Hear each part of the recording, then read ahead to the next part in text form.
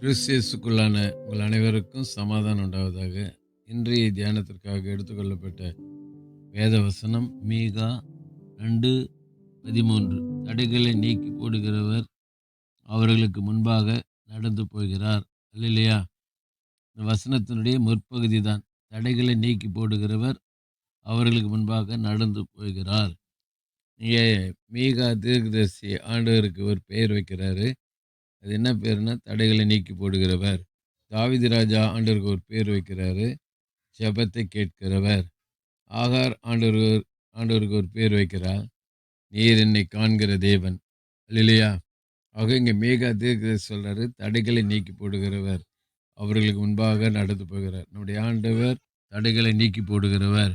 Israel ஜனங்கள் 430 வருஷம் எகிப்தின் அடிமைத்தனத்திலிருந்து விடுதலையாகி வந்தபோது முதலாவது அவர்களுக்கு தடையாக இருந்தது செங்கடல்.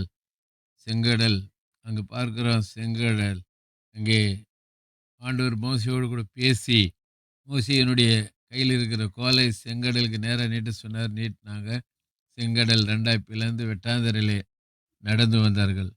எதிரிகள் அந்த செங்கடல் அவர்களை மூடி போட்டது. ஆகவே முதலாவது செங்கடல் தடையை ஆண்டவர் நீக்கி போட்டார். ஆகவேதான் அவர் தடைகளை நீக்கி போடுகிறவர். அதுக்கு அடுத்தது வாசிக்கிறோம், எரிகோ தடை.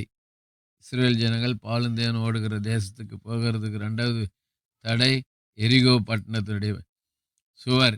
அந்த தடையை கூட கர்த்தர் நீக்கும்படியாக 7 நாள் அந்த அலங்கத்தை சுற்றி வரணும். 7வது நாள் 7 முறை சுற்றி பானைகளை உடைத்து துதி செய்யும்போது அலங்கம் விழுந்தது. எளிதாக அதை கடந்து எரிகோவை ஜெயித்தார்கள் பார்க்கிறோம். இன்னும் மேற்கொண்டு போகும்போது யோர்தான் தடை, அறுப்பு காலம், கரை புரண்டு ஓடுகிறது. அப்போ ஆண்டவர் சொன்னார், உடன்படிக்கை பெட்டியை சுமக்கிற ஆசாரியருடைய கால்கள் அதில் பட வேண்டும். படும்போது அங்கே யோர்தானின் வெள்ளம், அந்த தண்ணி குவியலாக நின்றதாம். பாருங்க, உடன்படிக்கை சுமந்து கொண்டு சென்ற அந்த ஆசாரியருடைய கால்கள் பட்ட உடனே யோர்தான் கரை புரண்டு ஓடக்கூடிய அந்த யோர்தான் கரை புரண்டு ஓடிக்கொண்டிருந்த அந்த யோர்தான் 2 பிரிந்து மதிலாக நின்றதாம். ஆகவே தான் பாருங்க, ஆகதான் அழகாக சொல்றார் மேகா தீர்க்கதரிசி, நம்முடைய ஆண்டவர் தடைகளை நீக்கி போடுகிறவர். ஆகவே உங்களுடைய வாழ்க்கையில் ஆசீர்வாதத்துக்கான தடை, திருமணத்துக்கான தடை மற்றும் என்ன தடை இருந்தாலும் நீக்கி போடுகிறவர் ஆண்டவராக இயேசு கிறிஸ்து மாத்திரம்தான். அவரை நோக்கி பாருங்க, அவரிடத்துல முறையிடுங்க. தடைகளை நீக்கி ஆசீர்வாதங்களை கொடுக்க வல்லவர். ஜெபிப்போம். நேசி நல்ல தகப்பனே, இந்த நாளில் கொடுத்த நல்ல வார்த்தைக்கு நன்றி.